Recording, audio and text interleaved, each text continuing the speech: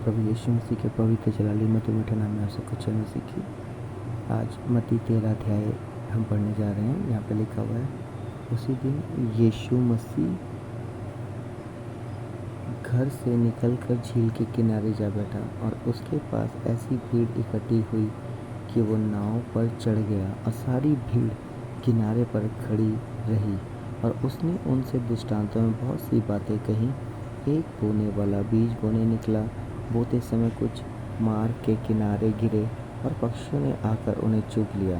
कुछ बीज पथरीली भूमि पर गिरे, जहाँ उन्हें बहुत मिट्टी ना मिली और गहरी मिट्टी ना मिलने के कारण वह जल्द उग आए।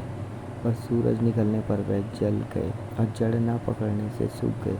कुछ बीज झाड़ियों में गिरे और झाड़ियों ने बढ़कर उन्हें दबा डाला। और कुछ बीज अच्छी भूमि पर गिरे और फल लाए, कोई 100 गुना, कोई 60 गुना और कोई 30 गुना। जिसके कान हो वो सुन ले। चेलों ने पास आकर उससे कहा, तू लोगों से दृष्टांतों में क्यों बातें करता है?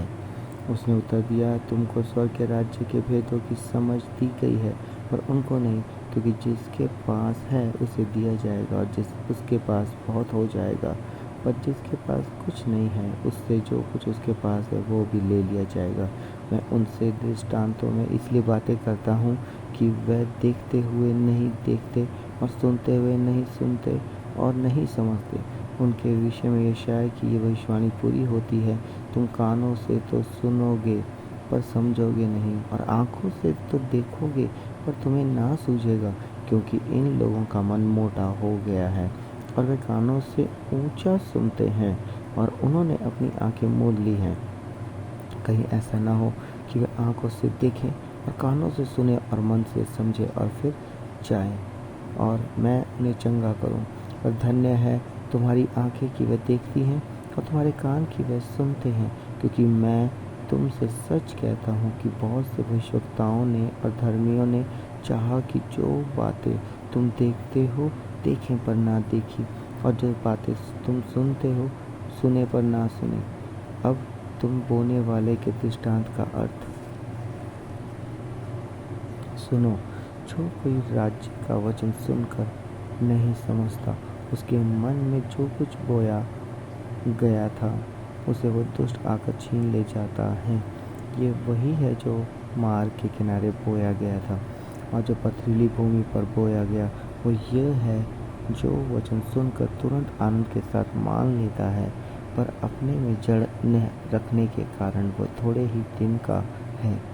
और जब वचन के कारण कलेश या उपद्रव होता है तो तुरंत ठोकर खाता है।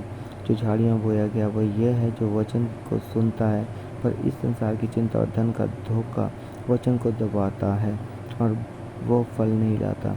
जो अच्छी भूमि में बोया गया यह वो है जो वचन को सुनकर समझता है और फल लाता है, कोई 100 गुना, कोई 60 गुना और कोई 30 गुना। यीशु ने उन्हें एक और दृष्टांत दिया, स्वर्ग का राज्य उस मनुष्य के समान है जिसने अपने खेत में अच्छा बीज बोया। पर जब लोग सो रहे थे तो उसका शत्रु आकर गेहूं के बीज, जंगली बीज बोकर चला गया।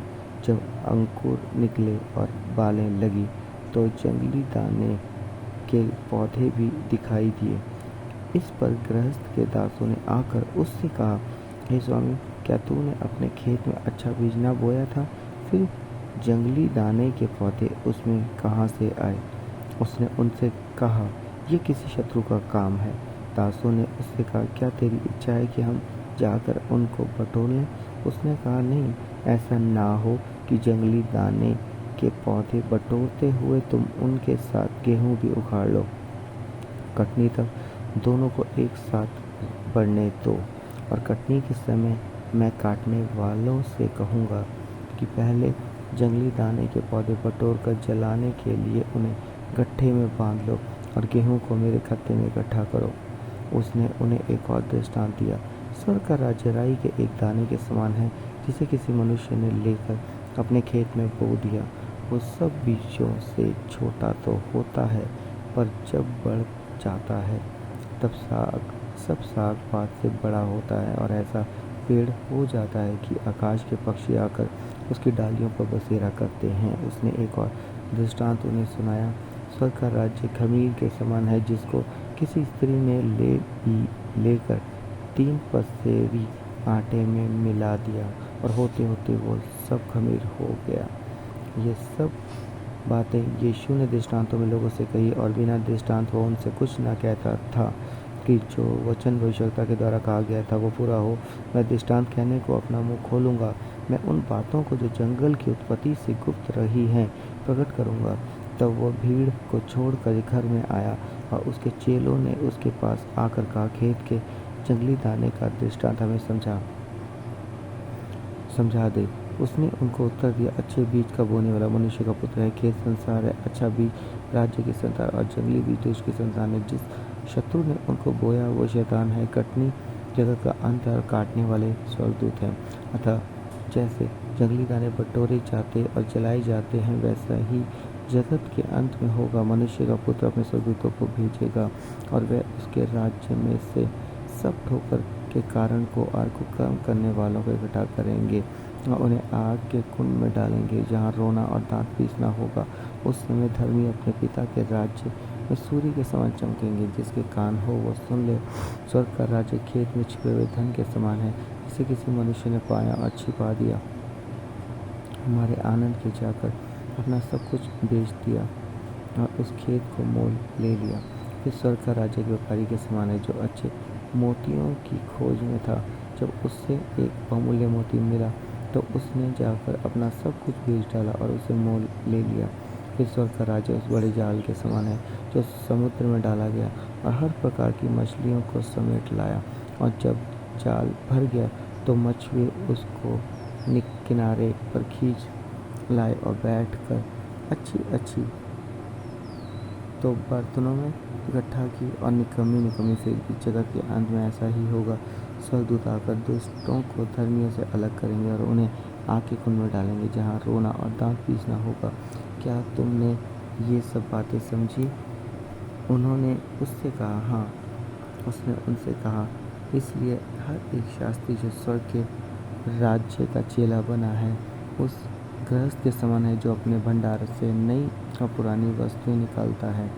जब यीशु ये सब दृष्टांत कह चुका तो वहाँ से चला गया और अपने नगर में आकर उनके आराधनालय में उन्हें ऐसा उपदेश देने लगा कि वे चकित होकर कहने लगे, इसको ये ज्ञान और सामर्थ के काम कहाँ से मिले? क्या ये बड़ई का बेटा नहीं? और क्या इसकी माता का नाम मरियम और इसके भाइयों का नाम याकूब, यूसुफ, शमौन और यहूदा नहीं? और क्या इसकी सब बहनें हमारे बीच में नहीं रहती? फिर इसको ये सब कहाँ से मिला? इस प्रकार उन्होंने उसके कारण ठोकर खाई। पर यीशु ने उनसे कहा, भविष्यवक्ता का अपने देश और अपने घर को छोड़ और कहीं निरादर नहीं होता। और उसने वहाँ उनके अविश्वास के कारण बहुत से सामर्थ्य काम नहीं किए। तो परमेश्वर पिता इस पढ़े हुए सुने चुने हुए कलाम के दम सबको बहुत बहुत आशीष करे। आमीन। सो आइए हम सब अपने सरों को झुकाएंगे, अपनी आंखें बंद करेंगे।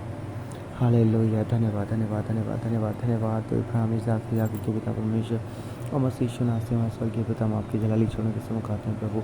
विशेष के ये सुंदर दिन, सुंदर समय आपने दिया है प्रभु। धन्यवाद धन्यवाद धन्यवाद धन्यवाद। इब्राहिम, इसहाक, याकूब के पिता परमेश्वर, मैं आपका शुक्रिया करता हूँ प्रभु, क्योंकि आप ही आदर के योग्य, स्तुति के योग्य, धन्यवाद के योग्य हैं प्रभु जी। मैं जितना जितना आपको धन्यवाद तो उतना कम है परमेश्वर पिता। हाँ प्रभु, आपने हम सबको संभाला है प्रभु जी और आज दिन तक सुरक्षा दी है। मैं शुक्रिया करता हूँ प्रभु और विनती करता हूँ कि आगे भी आप हम सबको संभालें और प्रभु जी आज दिन भर अपने लोगों की सहायता करें और सुरक्षा दें प्रभु। जितने इस वचन को सुन रहे हैं प्रभु जी, उन सब की आत्मिक उन्नति बढ़ोतरी करें। जिन्होंने सुना है प्रभु, ये वचन उनके हृदय में उसी बीज के समान कार्य करें। हाँ प्रभु, आप उन्हें तैयार करें प्रभु। हाँ प्रभु जी, अपने उस राज्य के लिए तैयार करें परमेश्वर पिता, ताकि वो एक अच्छी आपकी संतान बनने पाएँ, एक अच्छे योद्धा बनने पाएँ प्रभु। हाँ प्रभु, रोमियो 8:9 में, 1 कुरिन्थियों 3:16 में लिखा, परमेश्वर का आत्मा जो तुम्हें वास करता है। हाँ प्रभु, आपका वही आत्मा जो तुम्हें वास करता है, वो आत्मा इनकी अगुवाई करे प्रभु जी, ताकि वो ये दुष्ट की युक्तियों को विफल करने वाले हो सके, दुष्ट के बंधनों को विफल करने वाले हो सके, और प्रभु जी आपके हजूरी में आगे बढ़ने वाले हो सके। प्रभु अपनी जीवित गवाही के लिए तैयार करें प्रभु जी, अपने आत्मिक वरदान और फलों से भर दें प्रभु, यीशु मसीह के नाम से, यीशु के नाम से पिता अपने एक एक बेटे बेटियों को संभाले प्रभु, हर एक पति पत्नी को संभाले, जवान भाई बहनों को संभाले, सुरक्षा दे, सुरक्षा दे, सुरक्षा दे। हाँ, यीशु के नाम से, यीशु मसीह के नाम से पिता आप उनकी सहायता करें, उनके काम को आशीष करें, कमाई को आशीष करें, और जो बिज़नेस करना चाहते हैं जो बिज़नेस के द्वार खोले, जो स्टडी करना चाहते हैं जो स्टडी कर रहे हैं उनकी भी सहायता करें, मदद करें, ज़रूरतें पूरी करें, घर परिवार में कोई कमी घटी ना हो, बंधनों को विफल करें, यीशु के नाम से दुष्ट के बंधनों को बचावंत करें प्रभु, और आपकी जीवित गवाही देने पाए प्रभु। आपके हजूरी के धन्यवाद, प्रार्थना सुनने के लिए धन्यवाद, सुरक्षा देने के लिए धन्यवाद। ये प्रार्थना यीशु के नाम से मांगते हैं, आमीन आमीन आमीन। सबको जय मसीह की प्रभु आशीष दे।